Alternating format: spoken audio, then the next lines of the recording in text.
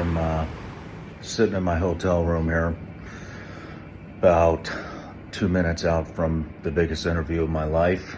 It is with Commander Massoud, the commander of the Afghan resistance, and nervous as all hell. This is the first world stage type interview I've ever done, and it's gonna probably expose a lot of lies that the US government has been telling Americans and the people of the world.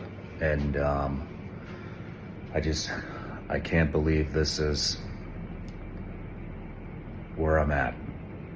But I'm excited, I'm nervous. I hope to God I don't f this up, because it's important. And I don't even know why I'm doing this. I'm just recording my thoughts. But very surreal to be in this position. It's a lot of responsibility, but here we go.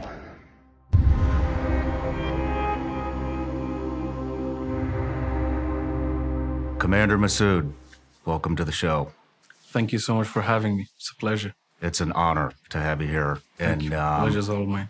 We've been trying to piece this together for several months now, and I just kicking it off, I want to say thank you to Legend for setting this all up, because without him it wouldn't have happened. And I personally believe this is the most important interview that I've ever done, and I'm really excited to get started. Thank you very much. It's a pleasure to be here, and thank you so much for having me. And of course, thanks to Legend and all the friends who facilitate for this. It means a lot, and I hope for us have a good time in here. Me too. And I also wanted to say that this really pains me to say this, but I just want to apologize for the way that the United States has abandoned you, the NRF, the people of Afghanistan, the way the withdrawal happened. And I want you to know that despite how it may look, a lot of veterans are rooting for you guys. We want to help. We don't necessarily know how to help. I'm hoping we can get into that a little bit in the interview. But I just want you to know that a lot of the American people are rooting for you guys and want to support. And the way that withdrawal happened and the way that we abandoned you is no representation of the majority of the American population. Of course. And well, thank you very much. First and foremost, you have nothing to apologize for, and also the great nation of the United States of America and the people of United States of America. They have always supported the people of Afghanistan, and they supported the refugees who went and stayed in America. So the people have absolutely nothing to apologize for, and we are very much grateful for all the support. And of course, the policies, unfortunately, in the past years, it has not been in the favor of, in my opinion, both Afghans and Americans. And so therefore that is questionable, but that has nothing to do with the will of people of America. They're a great nation and great friend of Afghanistan. Thank you. Let's get in with the interview. I'd like to start with an introduction. Commander Ahmad Massoud, leader of the National Resistance Front of Afghanistan, son of the late anti-Soviet and revolutionary commander Ahmad Shah Massoud. After the assassination of your father by al-Qaeda just days prior to 9/11, Commander Massoud eventually went on to the UK, where he received military training at Sandhurst Military Academy. Also pursued war studies at King's College in London. In 2016, Mr. Massoud returned to Afghanistan and became the CEO of the Massoud Foundation, supporting top students across Afghanistan. In 2018, you officially entered Afghan politics and started a political movement that continued in your father's footsteps of decentralized and multicultural Afghanistan. Following the Taliban takeover in August of 2021, you refused offers to evacuate Afghanistan and instead return to your father's former battleground in Panjshir Valley to form the National Resistance Front of Afghanistan. Despite overwhelming odds, you continue to lead the National Resistance Front against the harsh rule of the Taliban, where they serve as a long vanguard against the growing influence of international terrorism. In fact, you have had multiple assassination attempts on your life. Your hobbies include Persian poetry and astronomy. In fact, very much intended to pursue the field of astronomy until tapped on the shoulder to lead your country in the name of your father. The title of your new book, In the Name of My Father. So, one more thing we got to get out of the way before we get into the interview. I have a couple of gifts for you. Oh, thank you. Thank you very much. This is from Elma, Washington, and they are proclaiming September 9th, Massoud Day. Thank you. Thank you very much. You're welcome. Thank you so much. Thank you. You're welcome. And I also want to say that my hometown in Franklin, Tennessee has also done the same exact thing, Wow. which is very cool to see. Thank And then you. one other gift, being who you are, I know you're very security conscious. This is a phone. Thank So you. that phone, Thank you. we took this very seriously and we set up this entire interview on that phone. That phone cannot be tracked by Google, Amazon, big tech. There's some secure messaging platforms on there. I think we both know Eric Prince. Yes. He developed that phone and he asked me to gift you that. Well, So thank you very much, sir. You're thank welcome. you so much. And please thank him as my behalf too. It's a great gift. I will. Privacy and security is always a concern these days. And so Absolutely. I thought Yes. there would be nobody better to give that to than you. So. Yes. Thank you. Thank you very much. So to start off, I'm going to be honest. I was very surprised that you took this interview, knowing how your dad was assassinated for doing an interview. Yes. Would you like to go into that at all? Well, there has been a lot of attempts on my father's life throughout his life. From the time that probably the most notorious spy agencies at that time, KGB, was trying to assassinate him multiple times that he survived, to after that the Taliban and Al-Qaeda, many times that finally they succeeded. Although there has been some warnings to my father that be careful with interviews, be careful with cameras, but my father always wanted to pass the message as broad as possible and as far as possible to bring awareness to Afghanistan that Afghanistan needs to be paid attention to. So I believe he felt taking the risk was worth it in exchange for expanding the message and expressing the grave situation of Afghanistan. And that's exactly what I do. Beside that I know you, so this was not a question of risk or worry. So this was all just fine. Perfect. Could we get into a little bit? I want to give the audience some context that don't know much of the history about your father and the parallels that you have. And so I remember I've been to Afghanistan more times than I can count. I remember the very first time I landed in Kabul airport, going through Massoud Circle, an iconic circle, and so many things are named after your father. Can you go into a little bit of the legacy of what your father was about? Sure. Well, first and foremost, my father has been always very much famous for being a military genius. He managed to withstand multiple major attacks by the Russians and managed to withstand against the might of global terrorism. And he managed to bring unity against such sort of chaos. And he was the centerpiece in fighting against the Soviet and fighting against the terrorism. In Afghanistan, he's very much famous for being the national hero of Afghanistan, the saving country multiple times from such invasions, from such chaos and crises. However, at the same time, he proved to be as a very political genius too.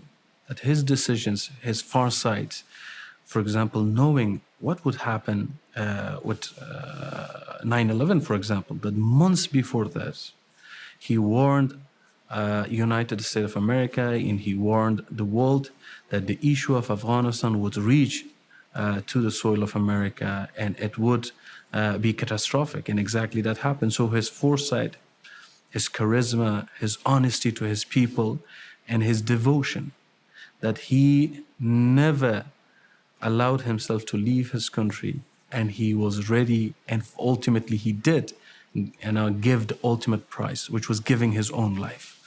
So that devotion and that sort of charisma and that love for his country and that hard work is something that created not just a legacy of a genius, but a legacy of hope. So what I can basically conclude is that my father was a symbol of hope for his people. And his values was to the extent that people who were his enemies, like Russian generals, they admired him. His enemies admired him. And his fame and his sort of love went all the way from Argentina to South Korea to Japan to across the world, that the people who got to know him, they fell in love with that idea, with his cause, and his determination to follow those values. He was a man of principle. It's my understanding he was assassinated on September 9th Yes. by Osama bin Laden, correct? Yes. 2 days before 9/11 happened. Yes. Do you know why they assassinated him before 9/11? Of course, Al-Qaeda had a plan to take over Afghanistan. And ultimately, their goal was to expand their sort of government across the globe and have that their, which is against all the values of Islam, their Islamic Khilafah, which is something they wanted. And they found out that there is an obstacle on their way. To do it, they needed a territory. And the best territory was a war-torn country called Afghanistan, that they have already been there for many years because of fighting against the Soviets. So they felt this war-torn country is the best place that they can explore, expand, and train and recruit, and from there make it a jumping ground, basically, to go to and spread to across the world. But one thing they didn't realize and they didn't take into account was the presence of a man called Ahmad Shah Massoud that created a resistance against such idea. And he was a symbol of Muslim moderation, Islamic moderation, which is the majority of Muslims, that they do not share anything with those extremists like Al-Qaeda and those terrorist groups. So when he stood against them, he was far more dangerous to Al-Qaeda than America and the others. Because first, he was representing Islamic majority or majority of Muslims. Second, he was on the ground fighting against them, and he managed to defeat them time after time on battleground. We had video evidences that you can find it even on YouTube of these terrorists, Al-Qaeda terrorists, that we captured them. And they were detained in our prisons. And my father had them in his prisons as a proof that Al-Qaeda is alongside Taliban in this fight. And we had people from Chechnya, people from different parts of Africa. These global terrorism, alongside the Taliban, they were fighting against my father. So all of the terrorist organizations were working together against your father's resistance. Yes. And they did not succeed. My father, with his companion and with the rest of people of Afghanistan, they fought all alone for many years against the Taliban and their allies, which was international terrorism, like Al-Qaeda. And he not only managed to resist and prevent it, that at later stages, the Al-Qaeda and Taliban realized that he was undefeatable on the ground. Just the way that the Russian realized he is undefeatable. So when it happened, Al-Qaeda changed their tactic. Their tactic was that now that we cannot defeat him in the battlefield, on the ground, let's assassinate him. And this was the second phase that they started planning. One plan failed, the second plan failed, the third plan failed, and the last plan, that the same group that and the team of Al-Qaeda, which managed to create the chaos and the tragedy of 9/11, same group planned my father's assassination. And this is why we believe these two were intertwined. So if one wouldn't happen, the other one wouldn't be carried away. So if my father's assassination wouldn't be successful, the 9/11 wouldn't happen. Because they wanted that. Without Ahmad Shah Massoud, and with this, creating this sort of hitting America and telling all the sort of their companions that, look, we even hit America, they would bring this sort of attention of their fellow comrades to come in Afghanistan. We are now here. Ahmad Shah Massoud is gone. This is our sanctuary. So when they assassinate my father, they carried out the attack at 9/11. But luckily, the sort of intervention happened, and the Taliban ultimately, with help of international community and international forces, and with the forces of National Front of Afghanistan, they were defeated. So that is what happened. Do you believe that they may have also assassinated him because they knew that U.S. and NATO forces would ally with your father's resistance? Of course, one thing is that they knew that if, without help, Ahmad Shah Massoud cannot be defeated, imagine with help. This was another thing that they knew. First thing they had to do was to get rid of Ahmad Shah Massoud. Otherwise, Ahmad Shah Massoud, with empty hands, he can manage to do it. Not only to withstand that slowly, I remember at the latest years of first resistance against the Taliban, my father was actually training and preparing police officers. And that is not for attack, it is for capturing cities, and this is for maintaining order. So my father was preparing to regain the rest of the country and to establish order. And he knew my father, and many of his interview, he indicates and he states that now the Taliban will never be able to achieve military success, no more. From now on, they will be on the losing side. But they came up with the assassination plan. And it was the first suicide attack in the history of Afghanistan. Wow. Yes, it never happened before that. That's why it was something that we never been prepared with, because we never knew such heinous attack can happen. We never had experience of it. It came to my attention before this interview that your father actually warned of imminent attacks on U.S. soil prior to his assassination, which, to my understanding, fell on deaf ears. Is that correct? Absolutely, yeah. Now you're here, 20-something years later. Same deaf ears. Warning America that there's another coming attack. Is that falling on deaf ears as well? Unfortunately, yes.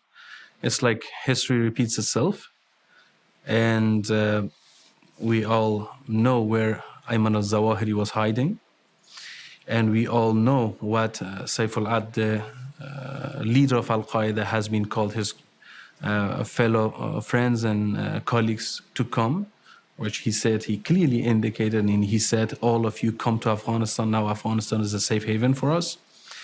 And we cannot ignore in the latest incident, very sort of scary incident that happened in America, that from the southern border, many terrorists, they went inside the United States, and luckily they got captured. Imagine if they were a bit too late, what would happen? Well, my concern is it's only 8 has been captured. Do you have any estimation on how many may have already entered the U.S. and continue? Listen up, because you're all going to want to pay attention to this. Pre-9/11, the U.S. was given several warnings by a man named Ahmad Massoud, leader, commander of the Afghan National Resistance Front. Those warnings stated that there was an imminent terrorist attack that was going to happen on U.S. soil, and his warnings were completely ignored by the administration at the time. And we all know how that ended. It ended with the World Trade Center falling to the ground, killing thousands and thousands of Americans, putting us in a 20-plus year war. Now, Massoud was assassinated 2 days before 9/11, and he's survived by his son, also Ahmad Massoud, who's following in a parallel pattern of his father's footsteps, also now the leader of the Afghan National Resistance Front. And Massoud is once again warning the United States that there is an imminent threat for a terrorist attack to take place once again right here on U.S. soil. And once again, his warnings are falling on deaf ears and being completely ignored. In fact, as D.C. tries to cover up the way the Afghan withdrawal happened, they've blacklisted him from coming to the U.S. And so SRS has taken action. We've created a petition. The link is below in the description. And I urge every veteran who fought in the global war on terrorism to sign that petition. And if you have a family member who fought in that war, sign the petition. And if you're a citizen who's concerned that what Massoud is telling us is actually true and there is an imminent threat to the U.S. that there will be a terrorist attack, I urge you to sign the petition. We're going to get the petition to Representative McCall, who is chairman of the House of Foreign Affairs Committee. He's over the State Department. He can get Massoud in front of Congress so Congress can hear what that man has to say about these threats and about the way that withdrawal happened. Trust me, this is in all of our best interest. Sign the petition. Links in the description.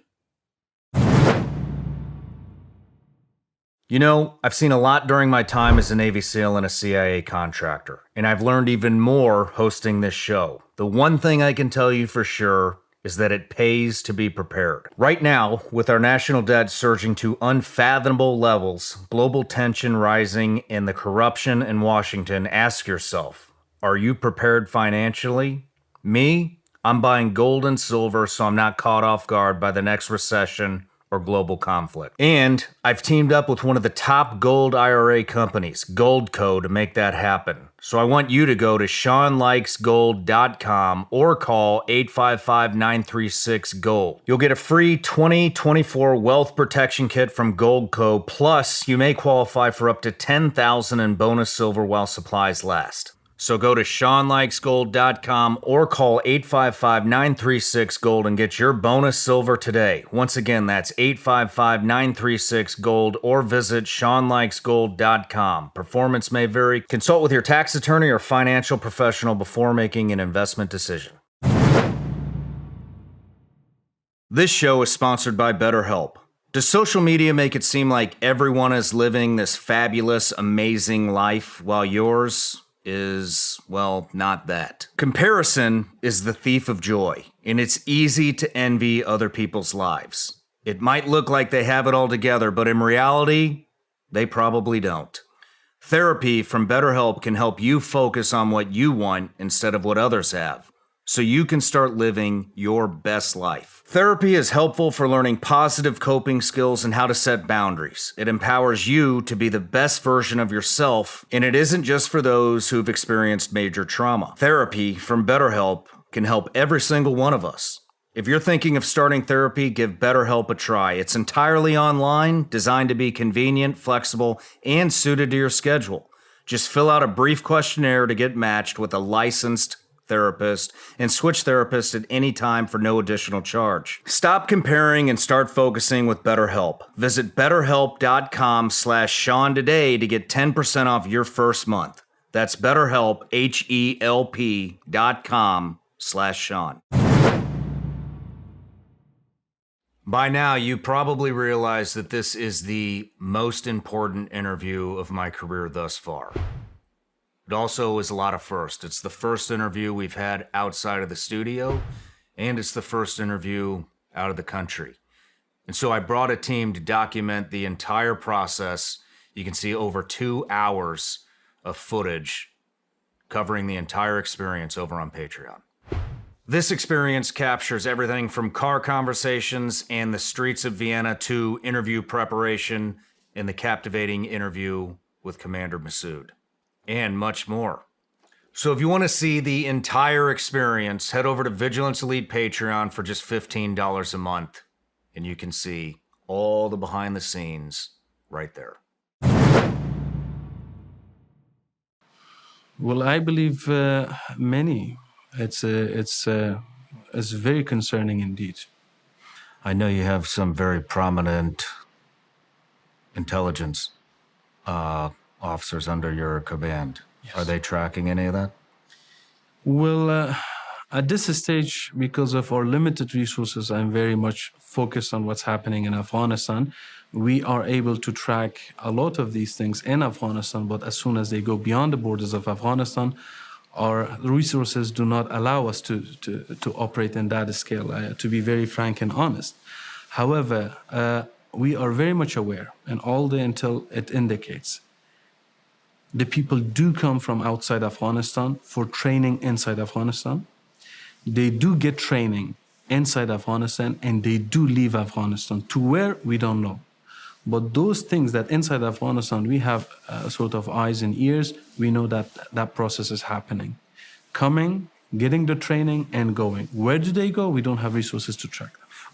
Why is Afghanistan the prominent training center for terrorism? Because it doesn't have a legitimate government. Because the regime which is in charge right now in Kabul has the same ideology as the rest of the terrorist groups. Is that the only country that is like this? It's the main country right now in the world. Right now, there are more than 21 terrorist groups active in Afghanistan. Al-Qaeda, Jaish al-Adl, TTP, Ansarullah, Islamic Movement of Uzbekistan, the Uyghurs, and many, many other terrorist groups, regional and international. They are active in Afghanistan. Is there a difference between ISIS, Al-Qaeda, and Taliban? Yes. The difference is that ISIS is very young and they don't have the experience of Al-Qaeda and Taliban. So they cannot hide their intention as well as Al-Qaeda and Taliban. Al-Qaeda and Taliban, they learned from the first time they came that if they explain, if they expose their true nature, there will be resistance against them internally and externally. So therefore, they have to keep it local. They have to say that, no, we don't care about the other countries. We are just going to impose same ideology and mentality on people of Afghanistan in Afghanistan. We don't care about the rest of the country. But ISIS is too young, and they are expressing their own sort of intention. However, on ideology, they are just two sides of one coin. Let me tell you something, Shawn.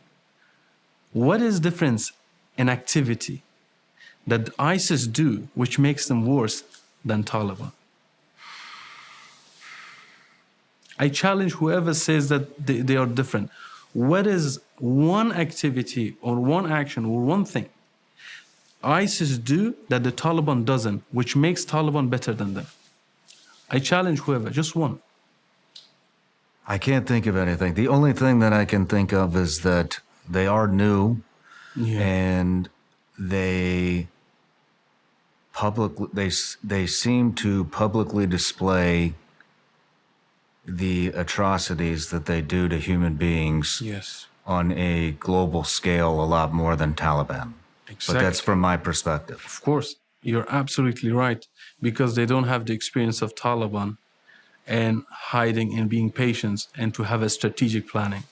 But Taliban and Al-Qaeda, because it's been more than 30 years they're fighting, they possess that knowledge and they possess that skill to hide it better and to plan for long-term benefits and interest. So the United States is funding the Taliban, to my understanding, Yes. $40 million up to $87 million a week, Yes. going directly to Taliban, Yes. a terrorist organization that the U.S. and the resistance fought for over 20 years, Yes. 2 decades. My question is, what is the looking at it from a 30,000-foot view, Yeah. what is the goal of Taliban for Afghanistan? The goal is to have the ultimate sort of control in Afghanistan, to impose themselves on people of Afghanistan, to tell them you have no choice, you have to just accept us, to create their own radical extremist dictatorship in Afghanistan, and from that create these sub-terrorist groups and export it under different flag. There are clear indication of cooperation between Taliban and TTP. There is clear indication, evidence of Taliban and Ansarullah for Tajikistan. There's clear evidence of Taliban and the other terrorist groups, Al-Qaeda, for example. So what they do, they want to have a territory that they can operate, they can maneuver, they can recruit, they can train, and they can export. So here to control, and from there to export the same ideology.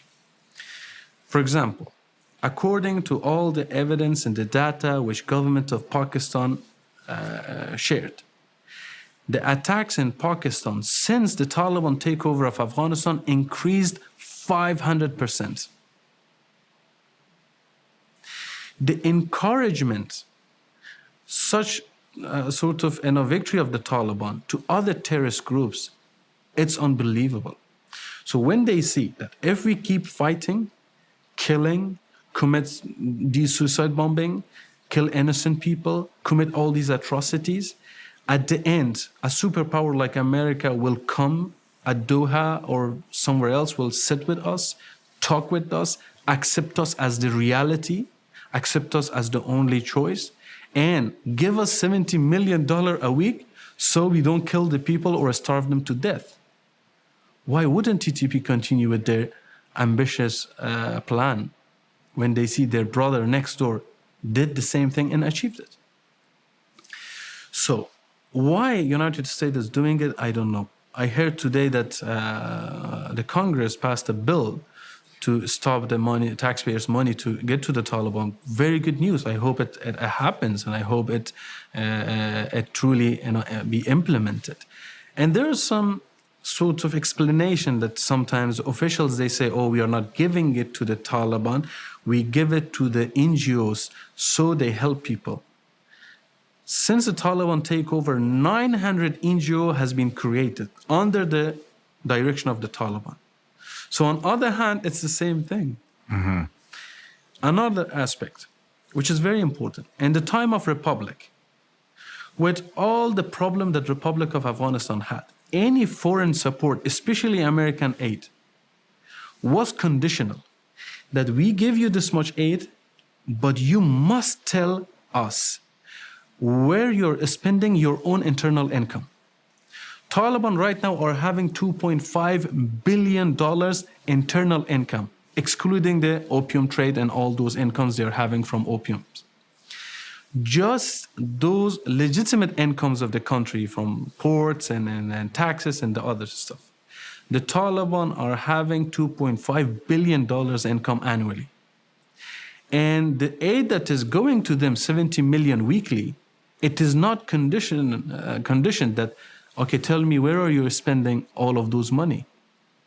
All those $2.5 billion that they are getting annually, it's being expended on brutally destroy the people of Afghanistan, to more consolidate themselves, to consolidate their terrorist groups in Afghanistan, to more create these jihadi madrasas to radicalize people even more. So all of it are being used for consolidation of themselves and increasing their war power and helping their regional and international terrorist groups. To your knowledge, does the terrorist organization, the Taliban, have any other allies other than the United States? Well, I believe the Taliban at this moment, they do not have a strategic friend. Every relationship they are having so far, it has been tactical, and they are seeing Taliban as a short-term partner, not a long-term strategic partner.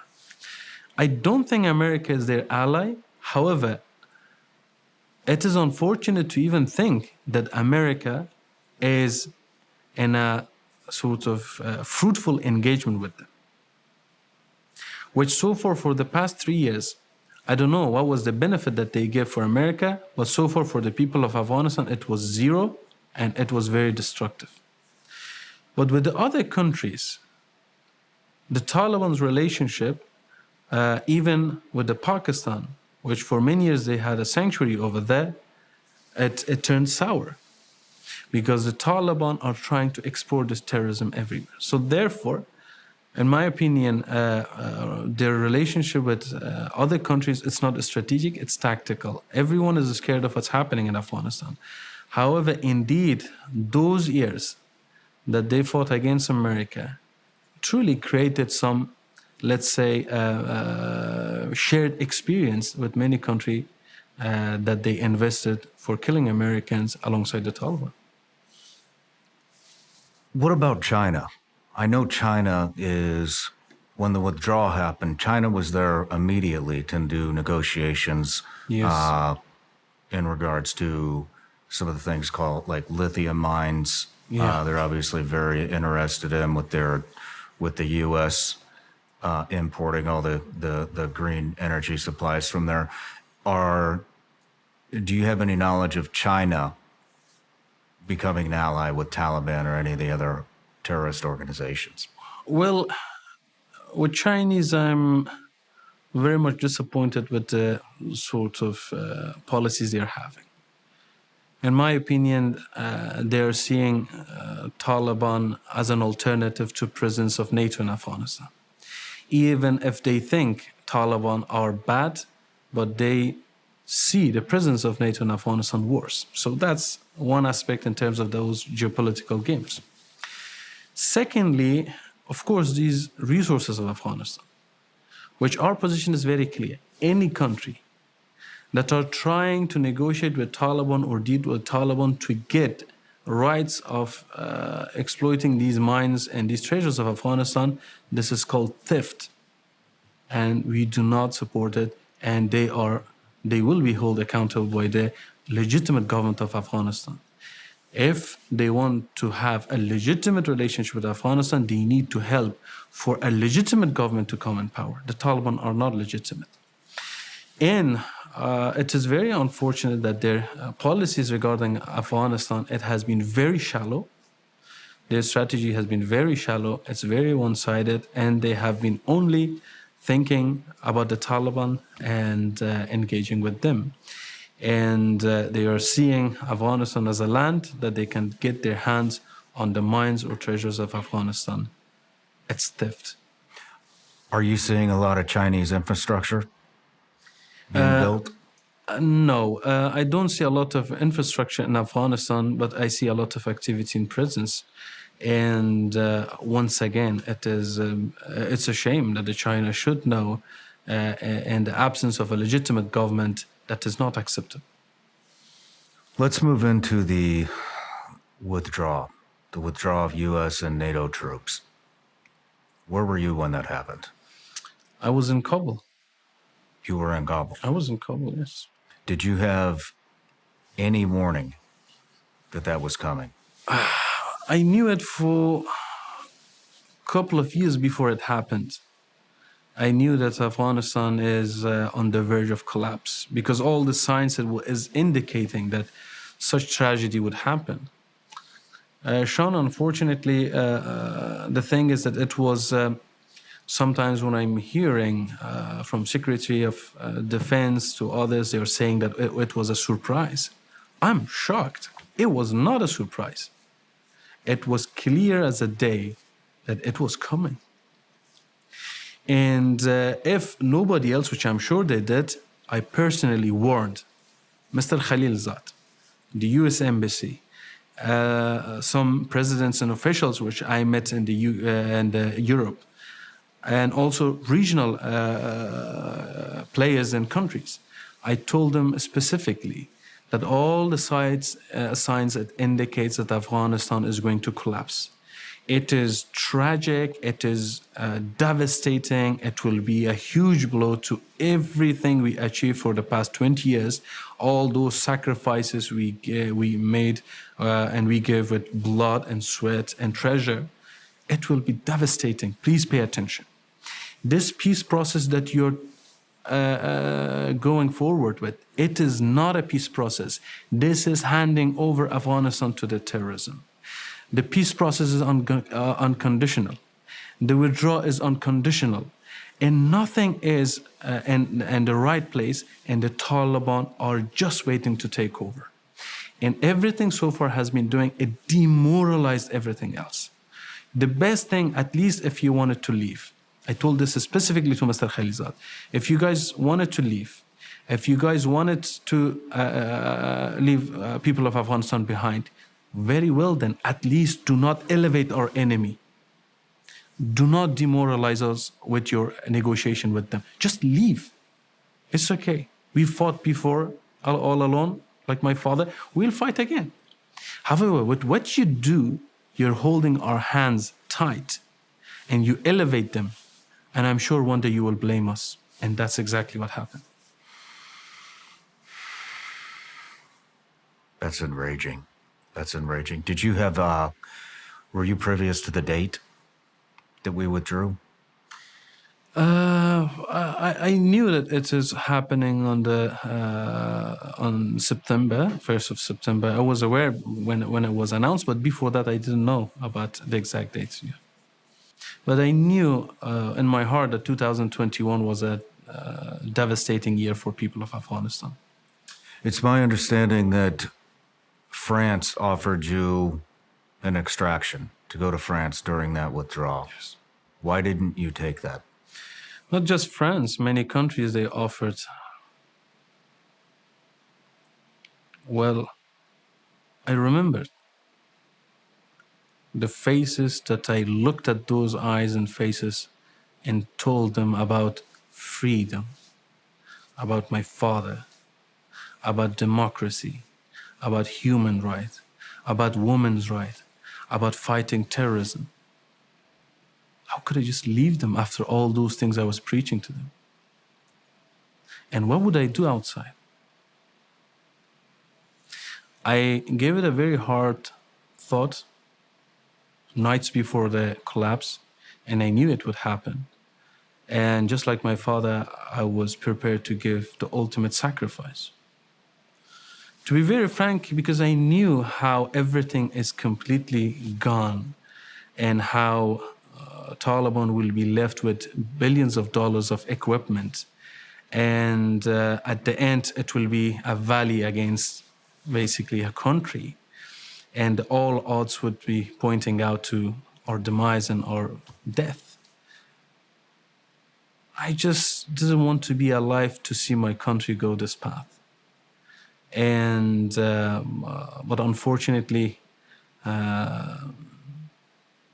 that didn't happen. And I was alive, and I get to see what happened, which is heartbreaking and a much bigger pain to me than death occurred to me, which is witnessing my country going to this situation. And but in my opinion, because I believe I am a man of God and I believe in God, I believe that He kept us alive for a reason. And that's why ever since my purpose is to retake my country and bring back the integrity that has been taken from my country. I believe that too. I believe Thank that you. too. Can we go into some of the things that happened right after the withdrawal? Because Americans only saw, which was disastrous enough as it is, they only saw they only saw snippets of the withdrawal. They saw the Afghans falling from the C-17 planes, trying to latch on. They saw Americans that were blown up at Abbey Gate. They saw babies being killed on razor wire fences. They saw people giving up their kids, just trying to get their kids to safety. What we didn't see, and what nobody really knows about, is what happened after the cameras left. What happened after the U.S. was gone? Can you go into that a little bit? Well, 4 things happened, Shawn. First, a nation got a devastating blow. 14th of August, a girl of Kabul and Afghanistan had a world of dreams and hopes for her future. She went to school and she came back and she was thinking, okay, tomorrow, day after tomorrow, 5 years, 10 years, I'll become doctor, I will become engineer, I will become politician, I will become head of state, I will be this and that. First thing happened, that the dream of my people got shattered. First. Second thing that happened, it was the trust. People of Afghanistan filled with their heart and with their skin how they can be abandoned over a night and be forgotten and be handed over to the same enemy that we have been fighting for 20 years together. The third thing that the world didn't witness was the catastrophic and terrifying terrors that Taliban did to the people. Girls went on the street. They brutally destroyed it. They threw them in jail. They raped them. They defamed them. And they destroyed something that even the communists, even the Russians didn't do such atrocity. But on the other hand, another thing happened. Some people didn't give up. Some people didn't care if they were alone. They fought. Even if they were little, if they had nothing, they fought with their heart, with their soul. And still to this day they are fighting. Women on the street, even they were being thrown to jails, they continued protesting and standing. To this day they are doing. And there were some guys, former Afghan army, special forces, and regular citizens. They went to the mountains. They didn't care if no longer there is a friend supporting them from the air or on the ground. They were with themselves, but they stood for the values that the world left them and abandoned those values. They fought, and to this day they are fighting all alone. So these 4 things happened when the cameras left, when the attentions left. But the people of Afghanistan, with all those terrors, is still very much hopeful, is still very much passionate to take back their country, and they're fighting. How did the government take over? What was that process like when it comes to the Ministry of Defense, the NDS, the Afghan version of the CIA, the president? I mean, how did that process look when Taliban was taking over all these different sectors of the Afghanistan government? Were those individuals assassinated? No. Unfortunately, one thing which was one of those signs which indicates the fall of Afghanistan was the poor leadership in Kabul. Mr. Ashraf Ghani created a situation that was impossible to rally around him and to rally around the government and to do something. Because we did. Way before the collapse of Kabul, I rallied my people. I went to different provinces. I spoke to many people. They were ready to do something. And we passed this message to Mr. Ghani, and we passed this message to the government that we are ready, we don't want Afghanistan to fall. They just didn't listen. They didn't care. So this is another aspect that absolutely, I believe that our international friends must take responsibility for the catastrophe that happened in Afghanistan. At the same time, I blame us the most, the Afghan government, the politicians, and the leaders, that they didn't have the foresight of Ahmad Shah Massoud and the former leaders, that they knew something that happened, they prepared. They didn't have that foresight. They were very short-sighted, that they didn't prepare, they didn't unite, and they didn't resist. So what happened? The president fled the country. As soon as he fled the country, everything collapsed. I was in Kabul. Everything collapsed with it, and unfortunately, with that, the Taliban managed to get inside the city with almost no resistance inside the Kabul. Another aspect was that if there was a resistance happening in Kabul, probably it would be even successful, but with the cost of thousands and thousands and thousands of people of Kabul. So when the leadership didn't have a plan, when he left and ran away before anyone else, I was in Kabul. And I witnessed everything firsthand myself.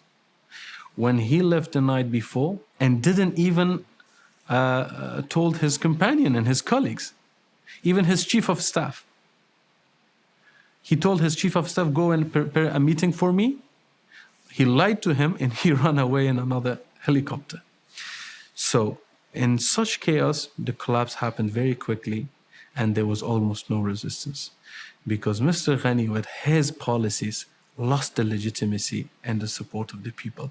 And with people like me, that we wanted to stick to the values of the Republic and to keep the Afghanistan as a whole, he was very much against such idea too. He was a very egocentric person. How fast did this spread outside of Kabul? Kabul was the last place that fell to the hand of Taliban was Panjshir. Before that, it was Kabul. Kabul, I was there, and Kabul fell on the 15th of August to the hand of the Taliban. Yeah. And the other areas, it was very rapid because 3 months before the collapse of Kabul, the Taliban didn't have control of even one district. 3 months prior to the fall. As soon as this withdrawal, this unconditional withdrawal, with this negotiation and talks, it improved, the soldiers got very demoralized, and the policy of the government and Mr. Ghani, it was it was non-existent basically, as I mentioned, that Afghanistan didn't have a military doctrine. The leadership didn't have a military doctrine. And with such things, very rapidly, the demoralization occurred and collapse happened. How much of the country is now controlled by Taliban? The Taliban are in control of the main cities and provinces and even central districts. However, it is impossible for any country or any government to control the whole geography because it's a very mountainous area. It is impossible to do so. So right now, the Taliban are in control of most of the districts and provinces as we are speaking. Okay. And what province are you from? I'm from Panjshir myself, and the resistance is happening. It was started in Panjshir, but now it is in the 12 provinces across the north and northeast of Afghanistan. And we do not have the strategy to capture districts or provinces because we do not have resources to keep it. I can take over a district if I want tomorrow, but I don't know if I can keep it for the day after. So the lack of resources is something which is enabling us to have a strategy to take over a district or a province now. Before we get into the strategy, your strategy, I'd like to ask one more question about the U.S. funding the Taliban. Is there, we know that the U.S. is funding the Taliban with $40 million to $87 million a week. Is there any other funding or aid that the U.S., NATO, any other countries is giving Taliban and or any other terrorist organizations?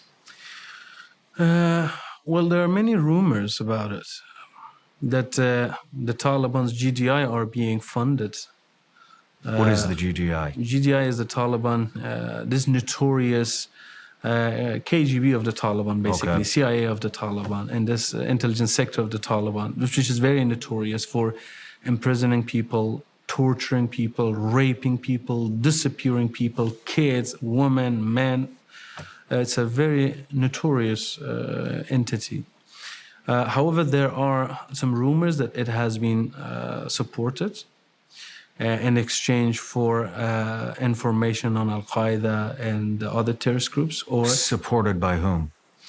well, there are rumors that it has been supported by the Western funds. It's just a rumor. Once again, I don't have evidence to provide in this case. One of the things that I always try to be is to be very honest about what I say. And politic of honesty, I believe, is the best form of politic. I don't have any evidence about it, but there are rumors that for cooperation there has been some funding. But apart from that, from World Bank to the Bank of Asia, which they are going to attend the Doha conference in a few days, there are sort of evidence in that regard that there are some supports given to the Taliban from those entities. So therefore, in terms of funding, directly that's almost 70 to 87 million weekly, and this indirect settings and meetings that's happening regularly, and this engagement and sharing of information that is happening regularly, and also according to SIGAR, that for the past 3 years, $17 billion has been sent to the Taliban. $17 billion. $17 billion, according to SIGAR, if I'm not mistaken. Let's talk about the Doha conference when we're talking about support Yeah. for the Taliban. Can you explain what the Doha conference is?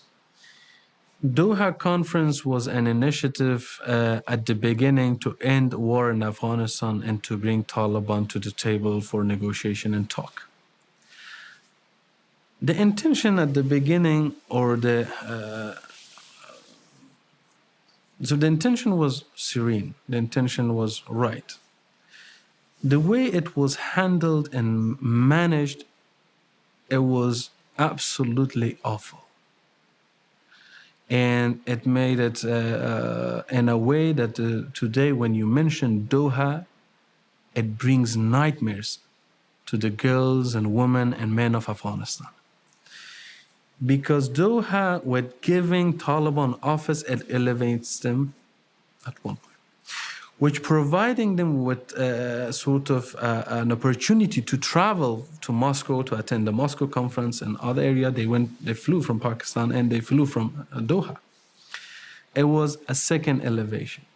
And the third was this peace process, this negotiation directly with America, which we always thought that Americans would never negotiate with terrorists. That happened.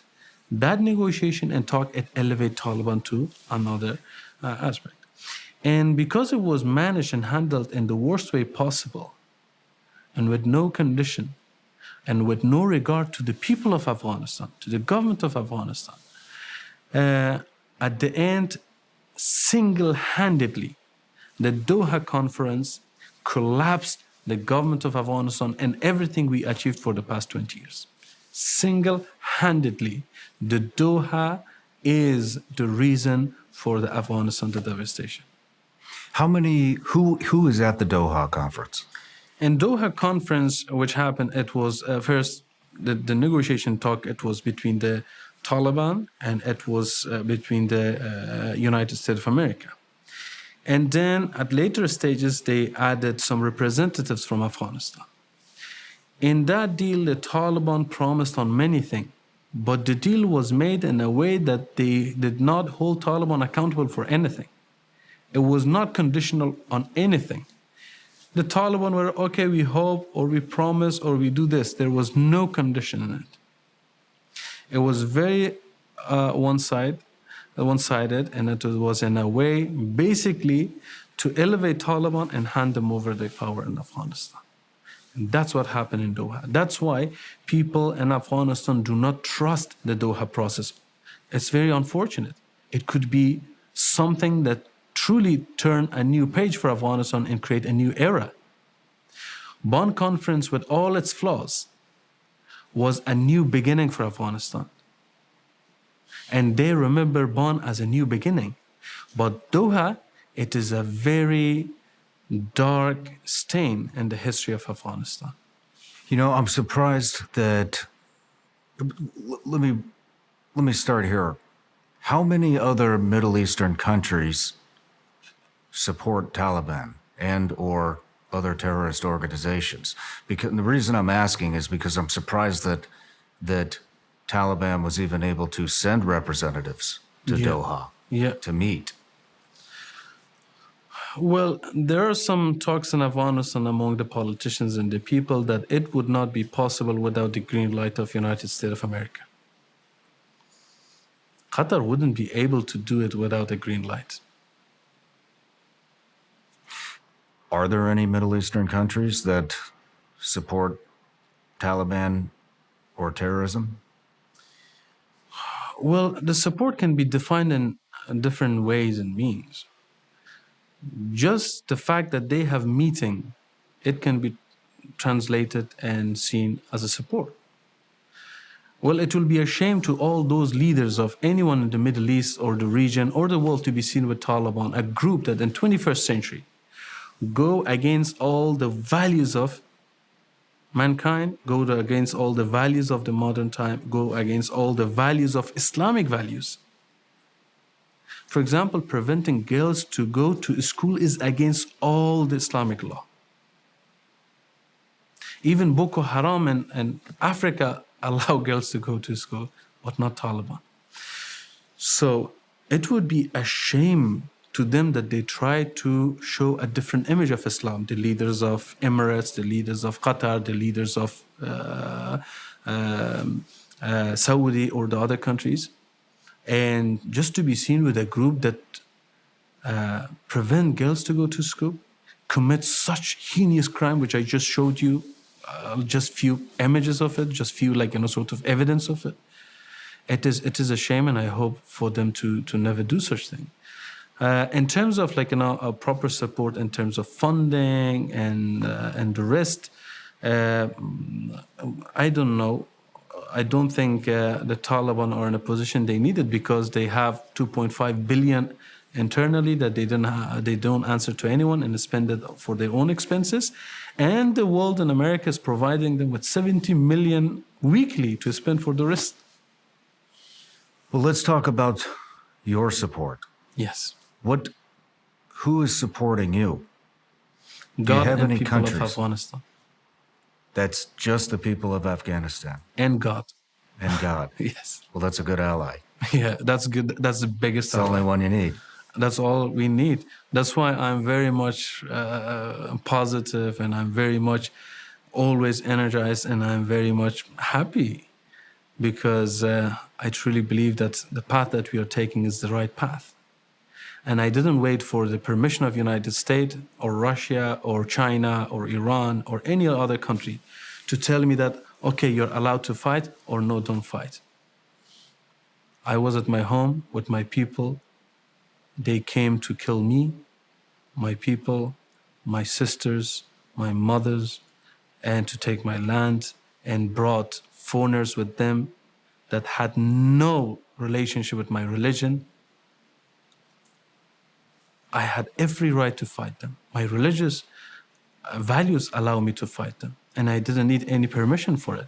And that is why they are not supporting me, because I didn't take any permission and I'm not aligned with any policies they have.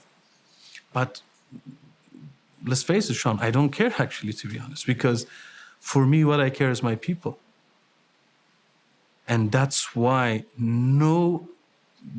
almost nobody in Afghanistan is supporting Taliban. If truly they support Taliban, this is one of the main discussions that we have in the past 2 years, 3 years. Okay, Taliban say they are the most popular group in Afghanistan. Very well. Let's hold an election. Let's see who people of Afghanistan decide to support. If it's you, I'll be ready to be hanged in the center of Kabul. I'll be ready to be just a teacher in Kabul. I'll be ready to live on, I don't know, some island to be in exile. Anything you say. If you truly feel that you have the popular vote, allow people to decide. Because one thing I believe, I love one thing more than anything. I have a sweet daughter that I'm in love with, but even more than my daughter, than my family, than my father and his legacy, than my people and my country. Shawn, I love freedom. I truly love it.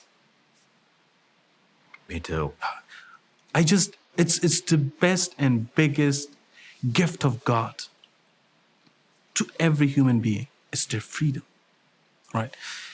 So if the Taliban truly say they should give freedom back to people, and that freedom can be defined, the people must decide what they want for their future. I'm not saying for the Taliban to allow me to rule. I'm just saying let's people decide. And probably I won't even run for an election, because there are very far better capable men and women to be able to run the country. But all I'm saying is that freedom is worth dying for, and that freedom is something no one is allowed to take from another human being. Right now, the Taliban have taken the freedom from 40 million Afghans, including myself. Correct me if I'm wrong, but it is my understanding that there are a number of neighboring countries who are completely against the Taliban and know better than to deal with them. From my understanding, Pakistan, Iran, and Tajikistan. Am I correct? Well, as I mentioned at the beginning, I believe no country is happy with the current situation. Because Pakistan, although they supported Taliban for almost 3 decades, but they got a taste of their own medicine. They took the American money for war on terrorism, they invested back in terrorism. The terrorism activity in Pakistan increased, according to their own data, 500%, as I mentioned before. So they realized this was not what we wanted. They thought they could keep the control of the Taliban. You cannot control fire. Iran, after the collapse of Afghanistan government, they realized that the immigrants who were in Iran, which was about 2 million, increased to 6 million people. Iran is already having a very difficult time economically. So that was another 6 million on top of their own population, which needed to be fed, protected, supported, educated, and blah, blah. And the threats in terms of security and stuff, which was being opposing itself on Iran from Afghanistan. Tajikistan, same thing. So, and I believe the current situation is not in favor of any country. However, except Tajikistan, which is standing with the people of Afghanistan based on one demand. Exactly what I just told you. Election. People to be able to decide. The other countries, they are not being very clear. Not Pakistan, not Iran. Their policy is not only clear in terms of a legitimate government in Afghanistan, but actually very vague. and engaging with Taliban, giving, for example, Iran gave Afghanistan embassy to the Taliban, Afghanistan consulate to the Taliban. And Pakistan was one of the first countries which gave Afghanistan embassy to Taliban. Russians gave Afghanistan embassy to the Taliban. So therefore, this is very unfortunate that such countries are having such ties with the Taliban and not realizing that such policies, it only emboldens Taliban, and doesn't matter how much you bribe Taliban or give them something to appease to Taliban. Such mentality, it just wants to spread. And without a legitimate government in Afghanistan, all those issues they have in their head, it cannot be solved. Has the U.S. discouraged other countries from aiding you and the resistance? With their statement and their policies, I believe so. And maybe not directly, but their policies is indicating that they do not want any insurgency or any freedom fighting to happen against the Taliban. Probably that is one of the things they promised to the Taliban, that after our withdrawal, we were not going to support any opposition, and we won't allow anyone to support your opposition. Probably it's one of those hidden parts of the Doha deal. Ladies and gentlemen, we're getting closer to the edge of collapse. We see things falling apart around us, and this is just what we're being told in the mainstream media. Folks are fighting back and investing in emergency food storage. You should too. We need to prepare for when the facade falls, and we're going to be left on our own. Get prepared at mypatriotsupply.com. With My Patriot Supply, the nation's largest emergency preparedness company, you'll be ready. Over the years, My Patriot Supply has helped over 3 million American families prepare for emergencies. My Patriot Supply also sells solar generators, biomass stoves, gravity-powered water filters, heirloom seeds, and critical survival gear. Each Ready Hour emergency food kit contains delicious breakfasts, lunches, dinners, and sealed inside heavy-duty 4-layer packaging that lasts up to 25 years. You'll get over 2,000 calories every day. You're not ready if it's not Ready Hour Foods. Go to mypatriotsupply.com today, order by 3 p.m., and your order will ship that same day in unmarked boxes. mypatriotsupply.com. I want to tell you about this business venture I've been on for about the past 7-8 months, and it's finally come to fruition. I've been hell-bent on finding the cleanest functional mushroom supplement on the planet, and that all kind of stemmed from this psychedelic treatment I did. Came out of it, got a ton of benefits, haven't had a drop of alcohol in almost 2 years. I'm more in the moment with my family, and that led me down researching the benefits of just everyday functional mushrooms. And I started taking some supplements, I found some coffee replacements, I even repped a brand, and you know, it got to the point where I just wanted the finest ingredients available, no matter where they come from. And it got to this point where I was just going to start my own brand. And so we started going to trade shows and looking for the finest ingredients. And in doing that, I ran into this guy, maybe you've heard of him. His name's Laird Hamilton, and his wife, Gabby Reese, and they have an entire line of supplements with all the finest ingredients. And we got to talking. It turns out they have the perfect functional mushroom supplement. It's actually called Performance Mushrooms. And this has everything. It's USDA organic. It's got chaga, cordyceps, lion's mane, maitake. This stuff is amazing for energy balance, for cognition. Look, just being honest, see a lot of people taking care of their bodies. I do not see a lot of people taking care of their brain. This is the product, guys. And so we got to talking, and our values seemed very aligned. We're both into the functional mushrooms.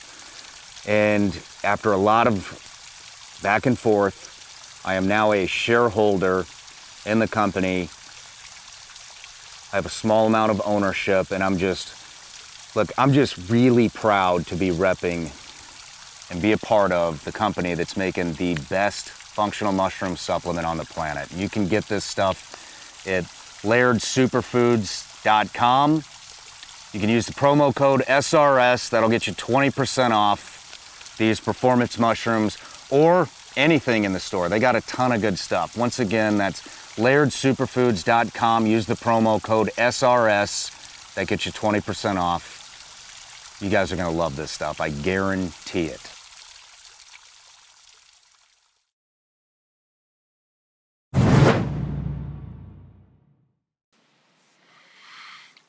It's my understanding that the president of France wanted to aid you one way or another and was discouraged by the U.S. Is there any truth to that? I don't know about that. Was he discouraged, or and also about the promising of support? The France has a very historical relationship with Afghanistan, and in terms of basically supporting Afghanistan way before the wars even began in Afghanistan, and having many schools, French schools across Afghanistan, especially in Kabul. And my father actually attended in one of these schools, and he could speak French, my father. So that was one of the reasons that he was very much actually a very popular figure in France, because he was speaking French.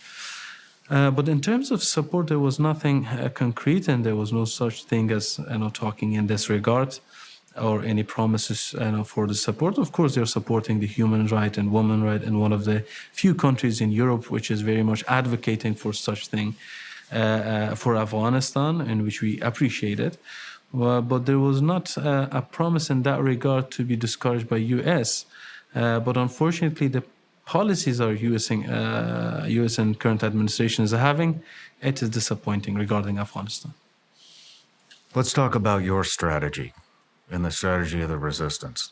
Where do you even start with fighting these guys? Well, my first strategy was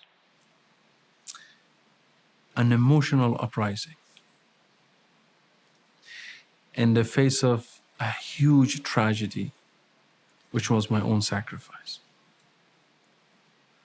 On 15th of August, Shawn, when I was in Kabul, I gave it a long thought, because before that we tried everything with the regional countries, with the Western countries, with Afghanistan government to prevent the catastrophe.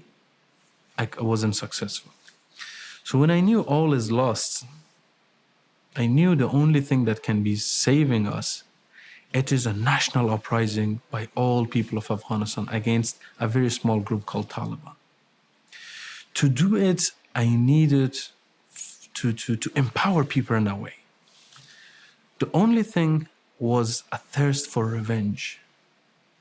And that could happen only if they could see a very, so to say, painful tragedy. And so my first strategy was to go to Panjshir Valley, defend till the very last minute, and have a very, a crazy end, to give your life, die in the most painful way, being bombed, being destroyed and shattered. Maybe within that tragedy and that sacrifice, it would give my people a reason to rise. And because I knew Afghan people are very much wanting it, but they needed hope. Because they felt lonely, they were hopeless, they felt abandoned, and they have fought against the Taliban for many years. And also there has been war going on in Afghanistan for many decades. So they were very much tired, and they were lonely and hopeless. So I needed to give them something. Unfortunately, or fortunately, many things happen that luckily I didn't die. And I went outside Afghanistan to find support for my brothers and sisters who were fighting against them. I never had the intention to leave my country. I just went out to find something, because you're a man of war, you're a military man yourself. For fighting, you need resources. For your guns to fire, you need bullets, and we ran out of them. And I was surrounded in a valley with no support from anywhere. So I had to go and find something from somewhere. But as soon as I left, unfortunately, the front line collapsed. The pressure was immense. Once it happened, we gathered all the military committee and we said, okay, now that the pressure is too much, what should we do? And we exchanged our strategy and we changed it. And we knew that we are in a long-term sort of a strategy. Now we have to build everything from zero. That this is going to take longer than we expected and much harder work. There were many people like me that who were willing to give their life, not to witness such tragedy and not to be able to do all of this hard work. But God willed, and also the people wanted us to take this hard path. And so we changed the strategy from a conventional warfare to guerrilla warfare. And to create the narrative against the Taliban, to build, because the government collapsed, to build a system, to build something, basically a semi-government to work with, anything, right? An organization, that was it. And last, to bring support and to create a situation to be able to once again gain the trust and to find support. So these were the strategies that we started after the collapse of Kabul. The narrative was created, and that was resistance. We were very successful in it. Right now, there's Emirate resistance and the resistance, the Emirates narrative and the resistance narrative. We created the counter narrative. And we have so far been very successful in winning the narrative war. The Taliban so far did not manage to get internal recognition. Every day that goes by, they're losing in that war. And more people are coming to our side. First. Second, since the government collapsed and we had nothing, we built an organization. And from that came into existence the NRF, National Resistance Front Organization. And third thing, it was to prove to ourselves we can do it. It was continuing this fight, guerrilla warfare. And that was one of the reasons that the military committee, the military leadership told me that we have enough resources to either operate or protect you. So you need to leave the country because we cannot exhaust our resources on protecting you, because as soon as they know you're here, they're going to all attack there and we have to exhaust all our resources in protecting you. So because of this, we encourage you to go and find the support. You be outside Afghanistan whenever necessary, and we will do the fighting inside Afghanistan. And one of the things that I have been very sort of honest about it with my people. The moment that I left my country, whenever I'm outside, whenever I'm inside, I've been very, very honest with my people. Because one thing is, the Taliban, they had sanctuary in Pakistan for almost 2 decades. They never came in Afghanistan. They lied that, oh, we were always in Afghanistan. But it was a lie. We all knew they were like, and Pakistan and different countries hiding. One thing is that I have been very honest with my people. And this was the decision, and this was basically the strategy we had. And we proved, after 3 years, starting only in Panjshir Valley, now we are operating to 12 provinces. And in the latest report of UN, Guterres himself even agreed and commented on it, that the NRF operated and executed more than 25 attacks only in Kabul in the span of past 3 months, which is way more than that. But the reports that he gave, that even he admits it. So you see, we proved that even all alone with no support, we stand, We proved it to ourselves, to our people. We created a narrative. We created an organization. And for 3 years, we have been withstanding against all the might of the Taliban. Not only we have been successful, but we managed to expand. Yes, the warfare is guerrilla warfare because it is a tactic against an enormous group that has 70 million weekly handed over to them, that has $2.5 billion annually from Afghanistan income, that also have the backing of all the international terrorism and the biggest source of income they have, which is the narco trade. And against such force, we cannot just go for a suicide attack. We needed to change the strategy, and we managed to be very successful. That in the past 1.5 years, after adopting this strategy, we didn't have even one prisoner and one person got killed. Wow. We have been very successful. We operated 500 meters from the Taliban's Arg palace. We didn't have one person captured and one person killed. Very precise, very calculated, and very successful. Beside that, we have been so careful and so calculated that so far there has been, luckily, thank God, no civilian casualties. Wow. No civilian casualty. Just one person got a little hurt. We went to his home. This is interesting, Shawn. We went to his home. I sent my people to his home because we knew he got injured, a civilian. We monitored it. We gave him money. We gave him compensation. We gave him support. We gave him our care and love. Look what he said.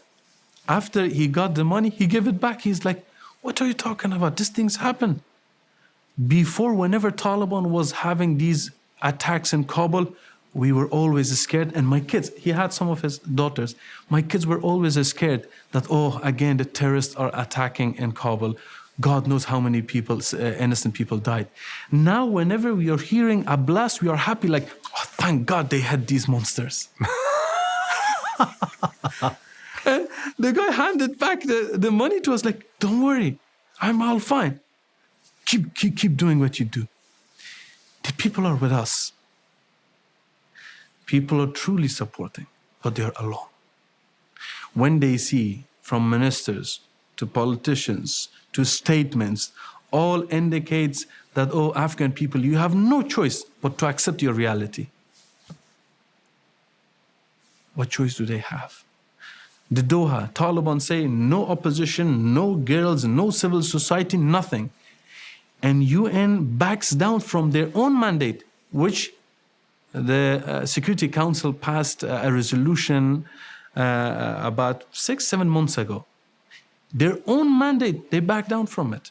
And they give in to the will of Taliban. How people can trust the world? But we have an amazing people. Let me tell you a story, Shawn. It's something maybe you like it. I spoke with a mother that at the beginning of war against the Taliban, 2 years ago, before adopting the new strategy, which was the guerrilla warfare, he lost 5 members of family in 1 hour. His husband, 2 of his sons, his husband's brother, and his son-in-law. 5 men of the family gone in 1 hour. They were killed like Nazis, blindfolded, hands tied behind their backs, and shot, firing squad. And the Taliban released those photos publicly on Facebook. Publicly, they released it. Exactly as the Daesh and ISIS killed their prisoners, they killed our people in my valley. I called that lady, mother of one martyr, wife of another, sister-in-law of another, and mother-in-law of another. I called and I said, Mother, I'm calling, my name is Ahmad Massoud. And I was weeping a little bit. I was terrified. How can I break this news to this woman? She already knew. She said, why I hear a shake in your voice, Ahmad Massoud? Don't you talk to me like this. We have a hope in you. Tell me, when is the next time that you give a call, so this time I will go to the mountain.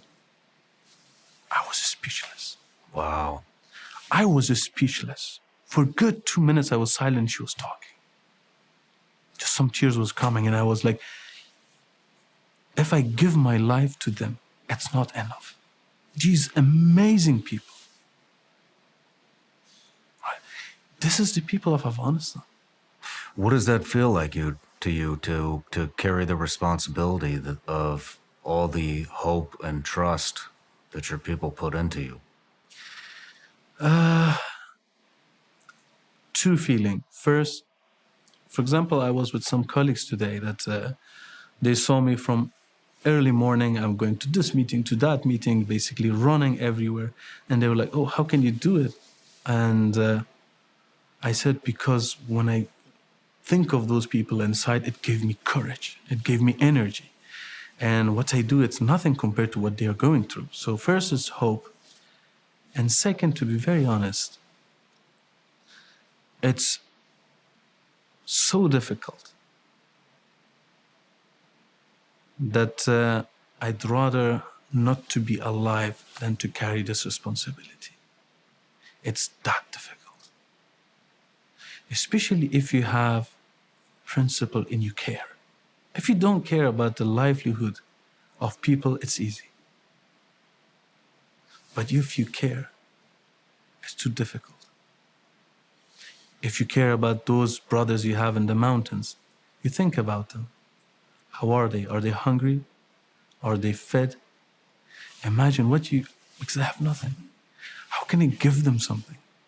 Food, water, and I know why they are there.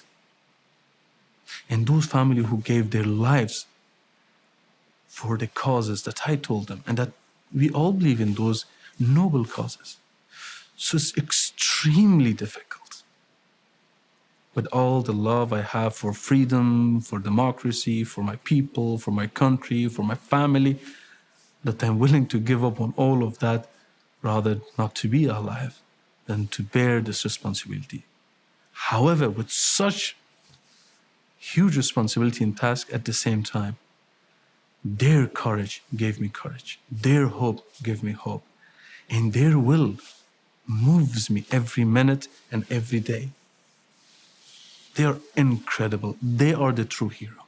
I'm nobody. They are those women and those men who are still fighting inside Afghanistan. They are the true heroes of Afghanistan. I'm just their voice. I'm just their mouth. That's all.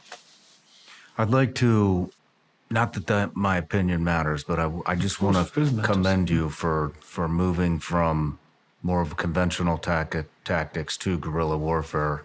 Is you have, and I don't know what the percentage is, but I mean, you have some of the best trained commandos in the entire world with more experience than anybody in the world, to include all of the veterans who've been in the global war on terrorism for 20 years. Yes. We go home and then come back.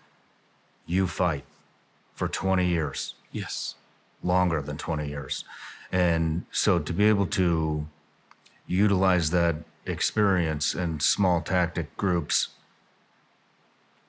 I believe is a very smart move on your part. And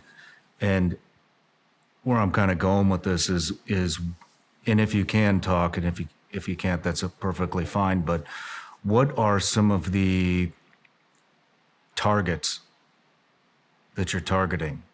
I mean, we left, I don't know how many billions of dollars worth of ammunition, night vision, weapons, everything you can possibly imagine to create war. Yeah. You had mentioned an operation close to the palace, within 500 meters. Yes. What are some of the targets that you're going after using guerrilla warfare? Well, the targets, of course, all of it, they are being identified and picked and by our military committee and the military leadership. And all of them, 100%, they are the military targets. And they are... Are they individuals, like leaders? Individual convoys and sort of checkpoints and many other sort of targets that are crucial to the Taliban, or they are, for example, We knew about the existence of this person from GDI, the Taliban's intelligence service, that had hand in torturing women, raping women, kidnapping women, killing prisoners, and all these atrocities. From the likes of him to many other sort of opportunities, based off the opportunity how it is in the warfare. But this is something that the military committee has been deciding, and our personal insight and our heroes inside Afghanistan, they are deciding. And Shawn, they have been incredibly successful, and they have been incredible. They're doing an incredible job, because it is easy when you have all the support in the world. Let's not forget, when the Taliban did it, they had the support of many countries, and they had a country to have sanctuary in it, to be trained in. And there were tons and tons of materials and goods that could make, their equipment was being transferred to them from the borders of their country in Afghanistan to the Taliban. So they had huge support, but we have nothing.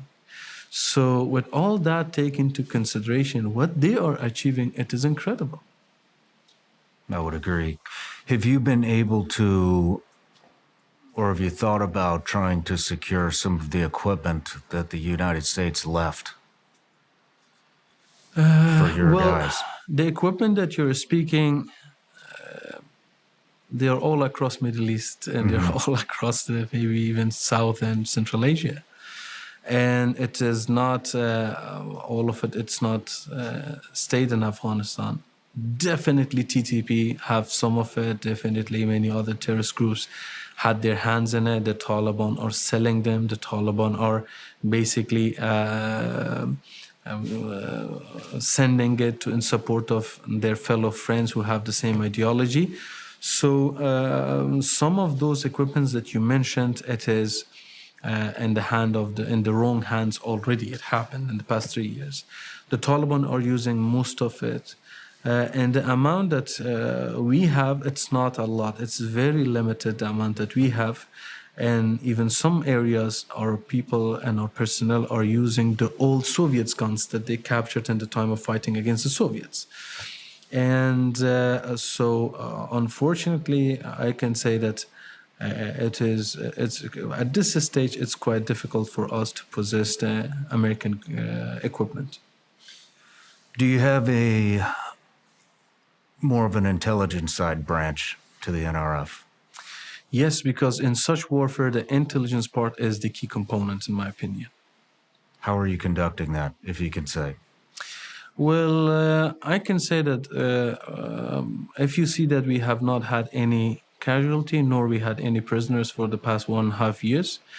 And also, probably I can say that there is, except some small areas and some very hidden details, the Taliban do not possess a secret that I don't know. Let's say it.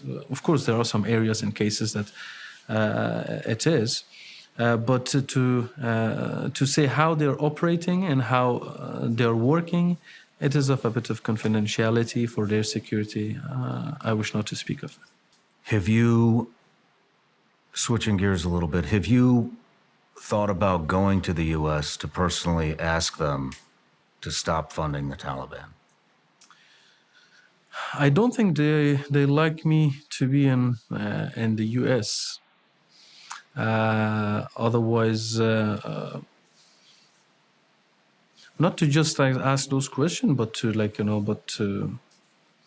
to let them know how their policies is affecting the people of Afghanistan, and how it is probably it will affect a lot of aspects of people's life in America.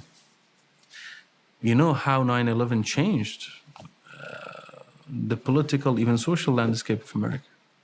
Imagine what would happen if something like that would happen again. So therefore, not it will happen, but it is a question that there are a lot of concerns. There are a lot of policies that they're having which will have a huge impact. Forgetting about Afghanistan has always proved to be a wrong decision. But it is happening. To bring that awareness, it's something that needs to be done. But so far, I don't see any interest in accepting me in America and listening to what we have to say. It's been my understanding that the current administration has kind of blacklisted you from coming, and what a disgrace. But the U.S. has a long history of lying to its own people and to the rest of the world. And some examples are the funding of the Taliban. Another is Haqqani. Yes. And I think maybe another one of the big ones is when we lied and let everybody assume that Hamza bin Laden is dead. Yeah. Which it turns out he's not dead. What is he doing in Afghanistan? Well, one thing is that Al-Qaeda, for the past 20 years, with their relationship with the Taliban, they complete each other. This is something that might interest the people of America, that Al-Qaeda and Taliban lived so close with each other and so integrated with each other for so long that is almost impossible to differentiate them now. For the past 20 years, there's a lot of weddings and marriages happen within them. Now they turned into a family. How can you break a family apart? It is proven that there has been marriages between them. So that's one aspect. The second aspect, the shared interest. Al-Qaeda helped them intellectually and helped them with experience and knowledge, helped them with the technical aspect of making bombs and expertise, and of course helped them with the presence of the Al-Qaeda fighters. For example, we showed you a video of the Taliban alongside Al-Qaeda fighters attacking Panjshir Valley on August 2021. So they had so many shared experiences that it is impossible to differentiate them now. It's just like how we mix sugar in a water or salt in a water. It's almost impossible if you keep swirling it for 20 years. How will you take the sugar or take the salt out of the water? So that's one aspect of Al-Qaeda. Let's not forget it. The second aspect is, sometimes I hear that they say, Al-Qaeda doesn't exist in Afghanistan. And yet, US fails to ask a very simple question from Taliban. What was Ayman al-Zawahiri do in Kabul? Mr. Biden said, we killed Ayman al-Zawahiri, the mastermind of 9/11, in Kabul, under the protection of Taliban. Very well. I have a few questions. What was he doing in Kabul? Ayman al-Zawahiri, the mastermind of 9/11, the leader of Al-Qaeda. Second, how he could be in Kabul without the Taliban knowing about it. Third, how he was shot down and killed. Either the United States administration is lying to its people and he didn't exist, he just said we killed someone in Kabul, or he did. If he did, it means Taliban are completely integrated and in cooperation with Al-Qaeda, and they need to be held accountable, because it means a breach in the Doha Agreement. Because in Doha Agreement, the Taliban promised to completely disconnect themselves from the rest of terrorist groups. They did not, and that is the proof. So there's a lot of question in this regard. And the latest gift in this marvelous story is the call of Saif al-Adl, the leader of Al-Qaeda, upon all people to come to Afghanistan for training, for experience, and learning from Taliban, and of course, go back and do the same atrocity.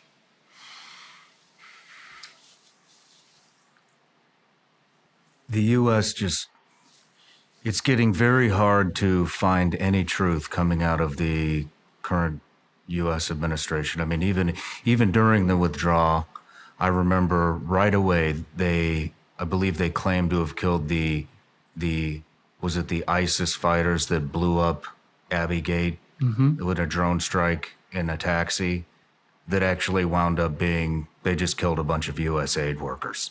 Yes. I mean, the incompetence is just astounding. But moving on, because we're on a time crunch, I want to talk to you about the continuation of the withdrawal. And there are a lot of veterans, U.S. veterans, who are very involved in extracting our former allies, the resistance. And I would imagine, I understand why they want to leave, so I don't want to say I don't want to come across as not sympathetic.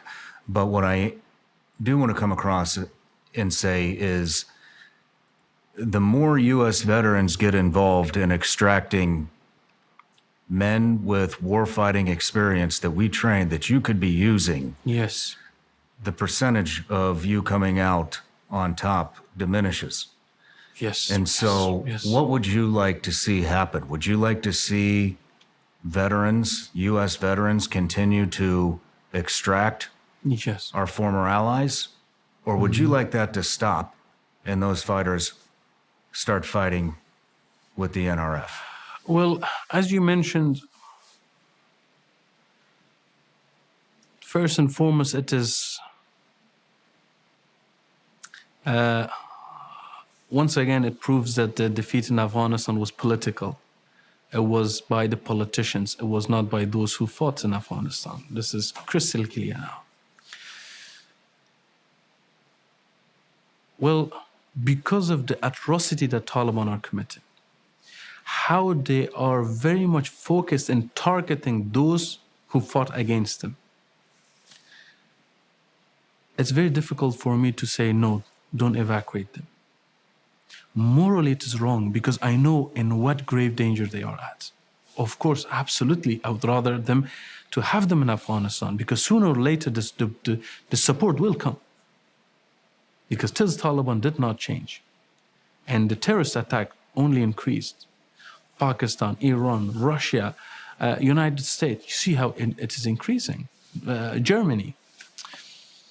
So the support will come, but I hope it's not too little too late, first and foremost. Second, I cannot put myself in a position to decide for those veterans because they are in such a terrifying situation. Constantly, Taliban are looking for them. And unfortunately, one thing happened that United States and Afghanistan government, they took their fingerprints and they saved it all and servers and everything, and they left it all to the Taliban. So now the Taliban, as they have all this sort of, they know the scanners and everything. Biometrics. Biometrics, exactly. They have in biometrics. And as soon as they put their fingers anywhere, if they enter from any point from Afghanistan, if they from the borders, if they go anywhere inside Afghanistan, as soon as they do the biometric, they will know who was who.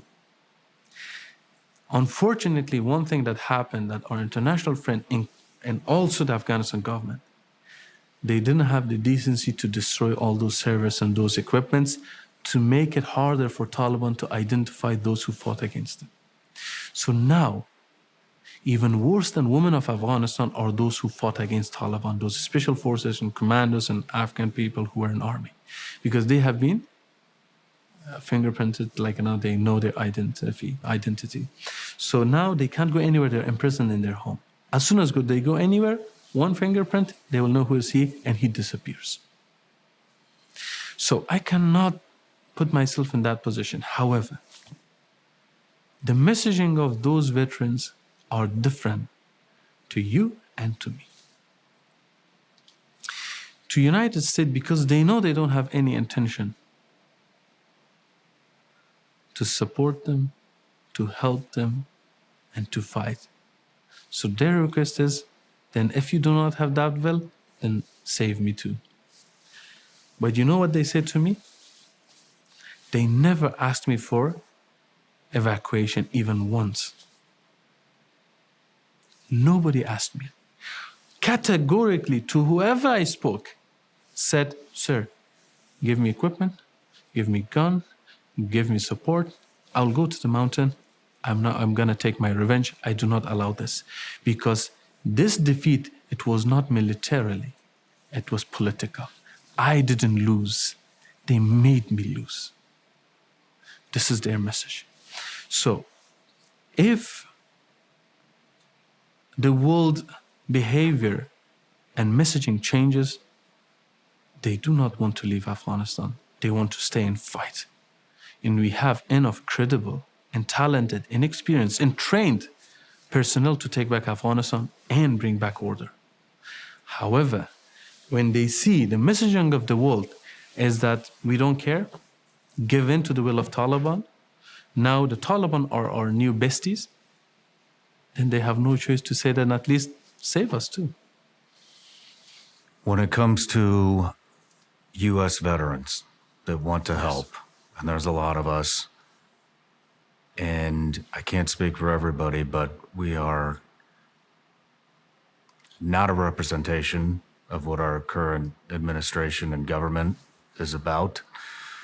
Is there anything that U.S. veterans or anybody that doesn't like what happened and what's happening, how the withdrawal went, is there anything we can do to help? Well, first and foremost, once again, I need to emphasize that paying attention to Afghanistan and what, for example, the veterans are doing, it's something that will decrease the feeling of people toward America. That they will know that the politicians failed them, that those who fought alongside them didn't forget. So it's something very important. And secondly, I believe it is very much beneficial for the people of America to know how policies affect the people thousands of miles away from them. And I believe that veterans can be that voice to tell, because of their experience, because of their knowledge, what happened and what is happening, how the policies are affecting, how the world sees America. And they can help in the future policies. We are on the season of election. I believe it is veterans are always being held very high in the eyes and mind of people of America. They always hold them in high status because of what they have done for their country.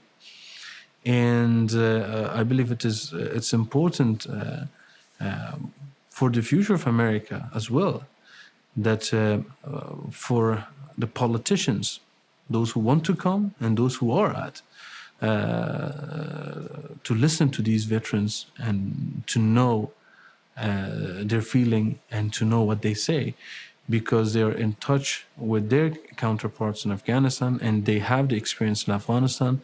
And I believe that ignoring them, it's a grave mistake that not only affect Afghanistan, but will affect the future of those who want to join army, who want to join the Navy, and who want to join the Air Force, that they will see that, okay, all these values that we have been preached to, we are going to Afghanistan for this, it was nothing but a lie.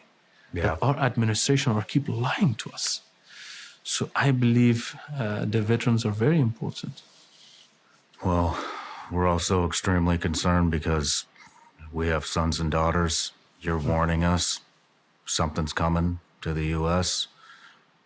I think a lot of us have a very strong belief that we're going to wind up in Afghanistan again, and it'll be my son and my daughter doing this all over again, and that scares the hell out of me.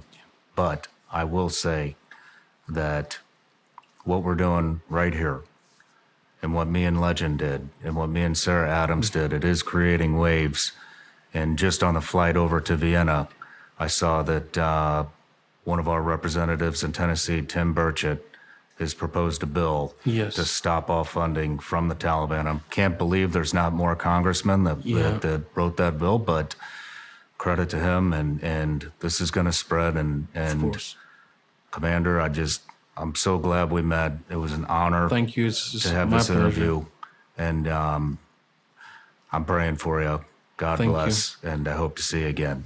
Of course, and thank you very much. I hope that we never see any tragedy, not in America, not in Afghanistan, not anywhere in the world, because what we want is to see peace and prosperity for all.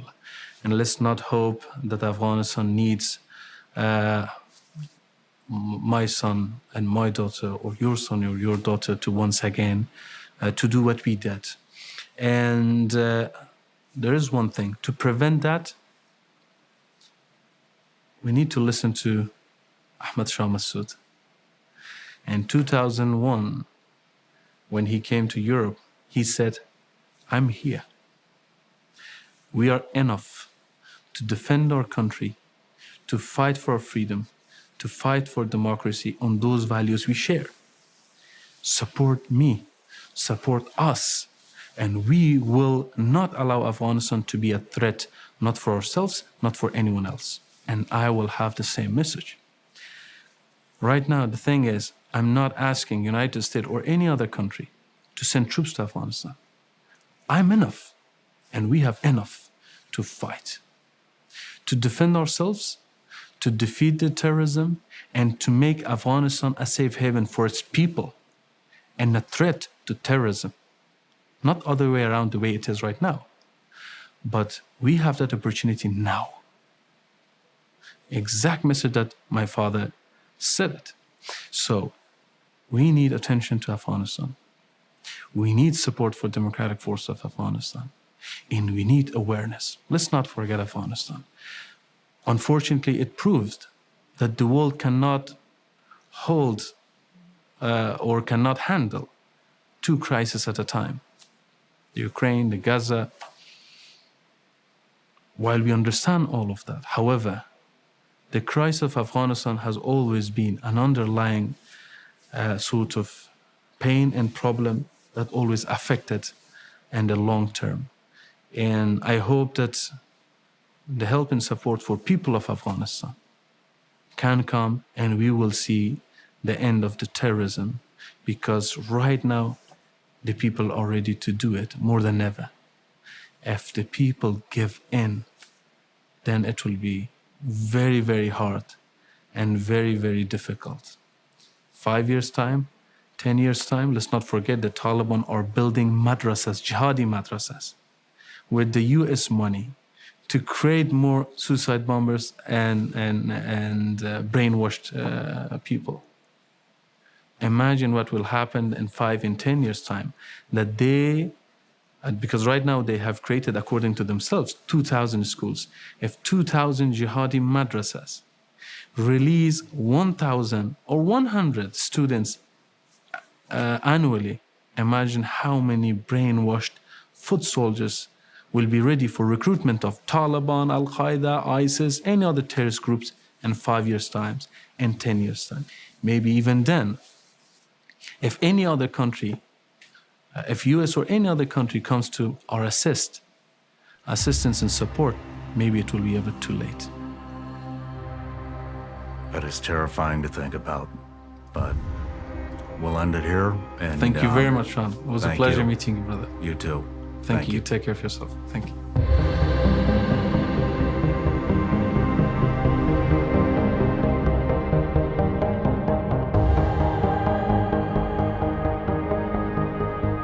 No matter where you're watching Shawn Ryan Show from, if you get anything out of this, please like, comment, subscribe, and most importantly, share this everywhere you possibly can. And if you're feeling extra generous, please leave us a review on Apple and Spotify podcasts.